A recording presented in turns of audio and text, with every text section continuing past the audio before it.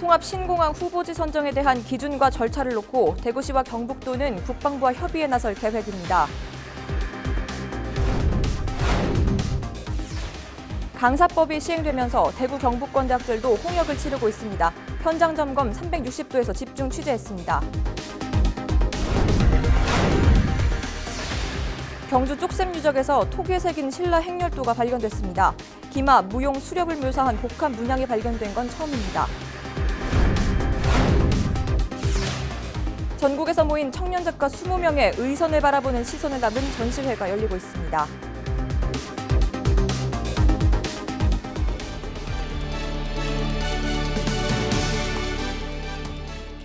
시청자 여러분 안녕하십니까? 헬로TV 대구 경북 뉴스입니다.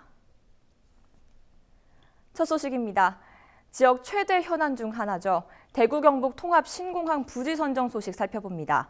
대구시와 경상북도가 통합 신공항 후보지 선정을 완료하겠다고 밝힌 시한이 올해 말까지입니다. 2019년이 채 석 달이 남지 않았는데 그동안 합의는 얼마나 진행됐을까요?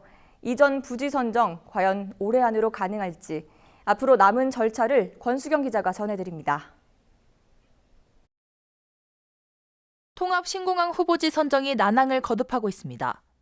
이전 부지 선정에 대한 기준과 절차를 놓고 대구시와 경북도, 군위군과 의성군의 합의안 도출이 무산됐기 때문입니다. 대구시와 경북도는 다시 절충안을 만들어 국방부와 협의에 나설 계획입니다. 해당 절충안은 지역 시도민들의 의견을 묻는 여론조사를 반영할 예정입니다. 지금까지 나온 플러스 대구 시민, 경북도민의 여론을 합쳐서 그렇게 결정하는 방법으로 택하겠다. 하지만 주민들의 의견 수렴을 위한 주민투표 절차엔 넘어야 할 산이 많습니다. 군공항 이전 및 지원에 관한 특별법에 따라 올해 안으로 이전 부지를 선정하기 위해선 남은 시간이 촉박합니다. 현재 부지 선정 절차와 기준, 지원 계획이 확정되지 않아 국방부 장관이 해당 계획을 공고할 수 없는 상황입니다. 적어도 11월 초까지 주민투표 공고가 나와야 연말까지 부지 선정이 가능한데 이 역시 미뤄질 가능성이 높습니다. 공직선거법에 따라 주요 선거 2달 전엔 주민투표 발의를 금지하고 있어 내년 4월 열리는 21대 국회의원 선거를 앞두고 내년 2월까지는 부지 선정을 위한 주민투표가 마무리돼야 하기 때문입니다. 대구시와 경북도는 관련 작업에 속도를 내고 있습니다. 국방부도 전향적으로 받아줄 것을 요청하고 그리고 군과 의성군에서도 대구 경북의 미래를 위해서 자기 지역의 이익만을 고집하지 말고 대승적인 차원에서 법 절차 이행에 협조해 줄 것을 부탁을 드립니다. 연말까지 통합 신공항 후보지 선정을 약속했던 대구시와 경상북도. 하지만 절충안 도출을 위해선 군위군과 의성군의 적극적인 협조는 물론 국방부의 승인까지 넘어야 할 산이 만만치 않아 보입니다. 헬로TV 뉴스 권수경입니다. 신라 왕족과 귀족의 무덤 1000여 개가 몰려있는 경주 쪽샘 유적에서 토기에 새긴 신라 행렬도가 발견됐습니다. 신라 회화에서 기마와 무용, 수렵을 묘사한 복합 문양이 발견된 건 처음입니다. 이하영 기자가 보도합니다. 2014년부터 발굴 조사가 진행 중인 쪽샘 44호 돌무지 덧널 무덤에서 신라 행렬도가 새겨진 토기와 말 문양이 새겨진 토기가 발견됐습니다. 행렬도가 새겨진 김목 항아리는 호석 북쪽에서 깨진 채로 발견됐습니다. 전체 높이 약 40cm의 긴목 항아리에는 말을 탄 인물과 말들이 행렬하는 장면, 무용하는 장면, 사냥하는 장면 등이 표현돼 있습니다. 이번 발굴에서 가장 중요한 성과는 이 44호 외곽에서 발견된 성곽문 장경호입니다. 이 성곽문 장경호에는 다양한 문양들이 새겨져 있었는데 기하학적 무늬뿐만 아니라 다양한 동물들과 인물들이 묘사가 되어 있었습니다. 이러한 표현들이 결국은 고구려 고분벽화와의 큰 유사성이 있기 때문에 당시 고구려와 신라의 관계에 대해서 말해주는 중요 자료라고 생각이 됩니다. 행렬이라는 큰 주제를 바탕으로 기마와 무용, 수렵을 묘사한 복합 문양은 현재까지 신라 회화에서는 처음으로 확인된 겁니다. 신라가 기존의 그 토기의 어떤 장식을 할 때 토라고 해서 흙으로 빚은 인형을 붙이거든요. 근데 이렇게 그림을 그린 사례는 많지가 않습니다. 더군다나 그림이 하나의 행렬, 그 사람이 이렇게 행진하는, 행차하는 이런 모습을 띠고 있는 건 발견된 최초의 사례입니다. 발형기대, 즉 그릇 받침대의 다리 부분으로 추정되는 토기 조각에서는 말 문양이 확인됐습니다. 말 갈기와 발굽, 관절뿐 아니라 갑옷을 입은 모습까지 상세하게 묘사했습니다. 몸통 부분의 가로 세로 빗살 무늬는 쪽심 유적에서 완전한 모습으로 출토된 마갑으로 추정됩니다. 국립경주문화재연구소는 앞으로도 쪽샘 발굴관을 통해 쪽샘 유적 발굴 조사 내용을 지속적으로 공개할 예정입니다. 헬로티비 뉴스 이하영입니다. 의성구는 청년 예술가들이 지역에 정착해 활동할 수 있도록 다양한 지원을 하고 있는데요. 그중 하나로 지난 14일부터 전국에서 모인 청년 작가 20명의 전시가 진행되고 있습니다. 그런데 전시 장소가 독특하게도 목욕탕이라는데요. 그 현장을 김신혜 기자가 다녀왔습니다. 의성의 한 목욕탕. 목욕이 아닌 예술한다는 문구가 눈에 띕니다. 안으로 들어가 보니 색다른 광경이 펼쳐집니다. 탕에도 보관함에도 곳곳이 예술 작품으로 가득합니다. 사우나 안에 들어가 형형색색의 쿠션에 앉으면 안개 주민들의 목소리가 흘러나옵니다. 이제는 만나면은 사우나나 하고 여행이나 하고 맛있는 거나 먹고 탈의실 벽면에 전시된 동물 작품을 들여다보면 의성의 명소가 떠오릅니다. 동물 안에 풍경을 넣는 그 작업을 해왔는데요. 이번에는 이제 가죽 위에다가 직접 의성 보은사나 그 교촌마을 뭐 이런 그 의성의 지역 명소를 넣어가지고 지난 6월 폐업으로 비어있던 목욕탕이 전시 공간으로 탈바꿈하면서 청년 작가들에겐 상상력을 펼치는 기회의 장이 됐습니다. 주민들도 이 목욕탕이 1981년부터 40년 동안 맥을 이어온 곳인 만큼 감회가 새롭습니다. 그 시골 목욕탕에 또 정감이 있던 곳이라서 작품이 걸린 걸 보니까 좀 정감이 나는 그런 모습이고 또 이 요즘 우리들은 또 생각지도 못한 이런 또 작품 세계가 있다는 게 또 좀 새로운 그 의미로 또 다가오고 이번 전시회는 바라보기, 관계, 즐거움이라는 3개의 세션으로 오는 12월 8일까지 열립니다. 안성 목욕탕이 아닌 안성 예탕으로 바뀐 공간. 의성구는 이번 전시회를 시작으로 앞으로도 이곳을 청년 예술가와 지역민들을 위한 문화공간으로 활용할 예정입니다. 청년 예술가들이 이렇게 안개에 와서 예술 활동도 하고 그와 함께 일자리도 창출하고 또 지역 주민과 함께 이렇게 활동함으로써 일석이조의 효과를 얻을 수 있는 좋은 계획이라고 생각합니다.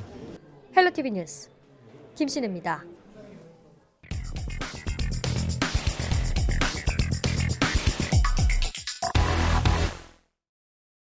지난 8월 1일 대학에서 일하는 강사들의 처우를 개선하기 위해 고등교육법, 이른바 강사법이 시행됐습니다. 하지만 이 강사법이 시행되면서 전국의 강사 7,800여 명이 직장을 잃는 큰 홍역을 치르게 됐는데요. 강사 수가 줄면서 생긴 부작용은 그 피해가 남은 교수들과 학생들에게 고스란히 돌아가게 됐습니다. 강사법 시행의 현주소가 어떤지 현장 점검 360도에서 짚어봤습니다.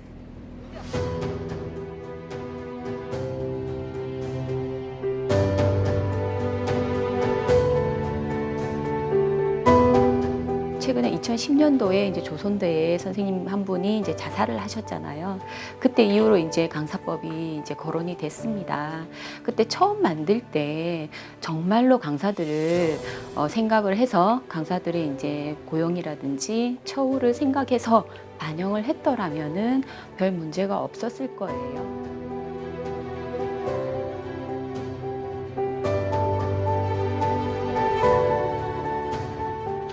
아무것도 나아진 거 하나도 없다는 거죠. 그러니까 문의뿐인 어떤 교원의 어떤 신분이 제공이 되었고, 뭐 강의료가 올렸던 것도 아니고, 의료보험도 적용되는 것도 아니고.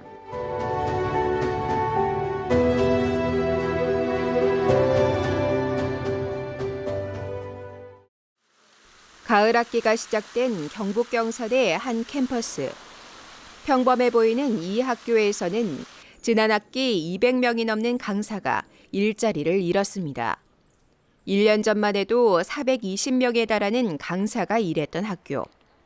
고등교육법 개정안, 이른바 강사법이 시행된다는 소식이 들려오자 학교는 강사 수를 대폭 줄이기 시작했습니다. 물론 이제 지역 사립대에 대한 재정 여건이 어렵다, 학령 고령화를 위해서 학생들이 이제 입학 정원이 줄었다, 다 이해합니다. 그런데 왜 하필이면은 강사법을 빌미로 해서 강사들을 먼저 그리고 대량으로 해고를 했냐는 것이 저희들의 가장 큰 불만이자. 이 학교에서는 결국 전국에서 가장 많은 강사들, 전체 10명 중 7명이 이번 학기에 설강단을 잃었습니다.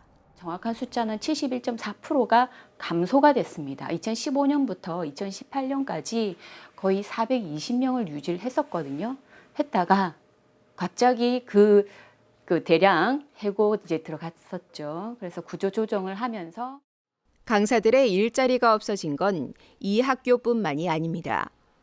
폭염이 절정이던 지난 여름, 영남대학교 소속 강사들은 학교 앞에 천막을 치고 농성에 들어갔습니다. 생계와 직결되던 직장이 하루아침에 없어진 건 그야말로 청천벽력 같은 소식이었습니다. 고용 안정이나 신분 보장이나 이런 것들이 강사법 본래 취지인데 그런 부분들을 훼손하고 저희들을 이제 쉽게 해고할 수 있는 그런 형태로 학교에 강사 규정이 마련되었다. 그래서 저희들은 천막을 치게 된 거죠. 2달 가까이 이어진 농성은 새 학기가 시작되면서 끝났지만 학교 측과의 합의는 여전히 진행 중입니다. 이 학교에서도 1년 사이 모두 300여 명의 강사들이 새 직장을 구하러 나서야 했습니다. 절반 이상을 영남대학교에서는 강사법 명목으로 이렇게 줄였다. 그래서 동료들의 빈자리가 상당히 저희 분해를 이끌어가는 입장에서 상당히 좀 미안한 죄송스러운 마음도 있고요, 허전함도 있고요. 대학의 이런 어떤 구조조정, 해고 정책이 저희들로서는 어떤 삶의 문제로 다가오니까. 강사법, 정식 명칭은 고등교육법 개정안. 대학에서 일하는 강사들의 신분 보장과 고용 안정, 처우 개선을 약속한다는 내용을 담고 있습니다. 강사도 교원으로 인정되며 학기가 아닌 1년 단위로 강의가 배정돼 보다 안정적으로 일할 수 있습니다. 학교는 개학 이후 3년 동안 강사를 함부로 해고할 수 없고 방학이 되면 주지 않던 월급도 앞으로는 지급해야 합니다. 얼핏 보면 처우가 한층 개선된 것처럼 보이는 강사법. 하지만 갈 길은 여전히 멉니다. 방중의 2주치 임금만 이제 교육부에서 지원한다라고 되어 있는데 그것도 지금 이곳의 영남대 같은 경우는 이 강의료의 3분의 2 토막을 내 가지고 이제 2주체를 주겠다라고 이제 이야기를 하는 부분이죠. 직장 의료보험 안 됩니다. 퇴직금도 아직까지 재원 마련 이런 부분 때문에 완전하게 저희들에게 확답을 못한 형태로. 많은 학교 관계자들은 이번 법 시행의 가장 큰 문제는 대학이 처한 재정난에 있다고 입을 모읍니다. 학생 수는 주는 데다 등록금은 그대로인데 강사에게 드는 비용이 많아지면서 운영이 어려워졌다는 설명입니다. 기본적으로 강사를 운영하기 위해서는 그런 또 예산이 들지 않습니까? 전반적으로 이제 교육부나 이런 데서 이제 강사를 지원해주는 그런 예산이나 이런 것들이 좀 있긴 했지만 그런 부분들이 전체로 이렇게 커버할 만큼의 그런 부분들이 좀 없다. 결국 꼼수를 쓰기 시작한 대학들. 강사법 시행 1년 전부터 학교들은 차츰 강사 수를 줄여나갔고 대구 경북권 대학들만 모두 1,100여 명의 자리를 없앴습니다. 재정 압박을 피하려는 학교들의 노력은 더 이어졌습니다. 강사를 줄이는 대신 교원으로 인정하지 않아도 되는 겸임 교수나 초빙 교수를 늘렸고 한 강사가 담당할 수 있는 법적 최고 시간을 가득 채워 강의를 맡겼습니다.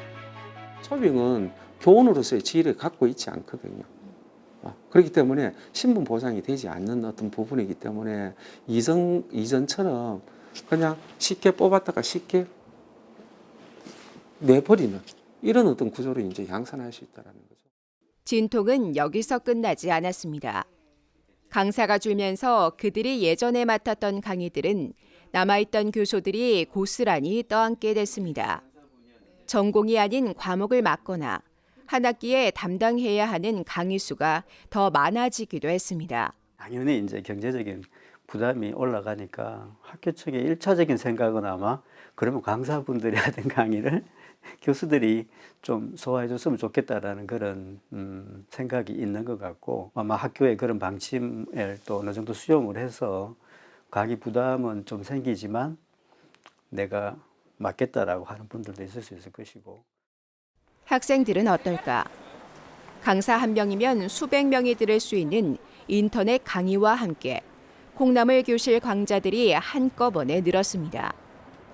수업의 질은 당연히 떨어졌고 수강 신청을 하는 과정도 혼란스러웠습니다. 실질적으로 피해를 본 케이스가 이번 같은 경우는 학생들의 학습권 문제라고 생각하거든요. 수강 신청에 대해 혼란이 있었습니다. 어떤 과목이고 그 전에 학생들의 경험담, 그래서 유능하다, 재미있다, 그렇게 해서 정보를 통해서 들어가는데 미배정을 통해서 수강 신청을 하게 되는 그런 부분들. 조금 성급한 부분이 없지 않아 있지 않았나라고 생각하기도 하고요. 이 문제에 대해서 조금 더 심각하게 고민을 하면서 방법을 찾아가는 게 맞는 것 같다고 생각해요. 학생들을 교육하고 연구하는 것이 좋아 학교에 남았다는 강사들. 힘겹게 한 걸음씩 나아가기 시작한 만큼 앞으로 더 목소리를 낼 것이라 말합니다. 저희들은 진짜 대학에 있어서 구성원이고 도움을 주겠다라는 거지, 저희들이 여기서 뭐 와해를 하겠다, 학생들 교육에 대해서 책임을 지지 않는다, 그런 사람은 전혀 아니거든요. 정말 구성원으로서 안고 갔으면 하는 바람입니다. 권리를 찾기 위해 애쓰는 이들. 언젠가는 온전한 강사법을 얻게 되는 날이 올까요? 헬로 TV 뉴스 김성경입니다.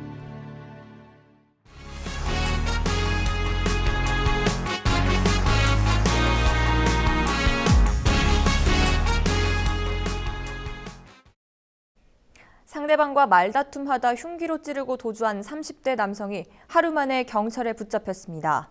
대구 동부경찰서는 지난 14일 오후 11시 56분쯤 동구의 한 오피스텔에서 개인적 문제로 40대 B씨와 다투다 흉기로 휘두른 혐의를 받고 있는 A씨를 다음 날인 15일 동대구역에서 체포했다고 밝혔습니다. B씨는 신고를 받고 출동한 구급대에 의해 병원으로 옮겨져 치료를 받고 있습니다.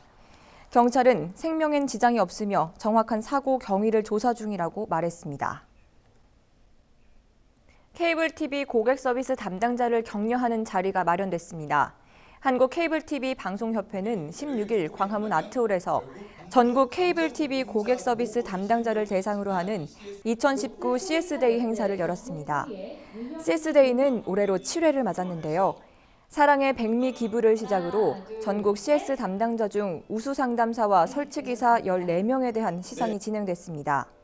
특히 각 케이블 TV 협회사들의 고객 서비스 우수 사례를 발표하는 자리도 마련돼 그 의미를 더했습니다.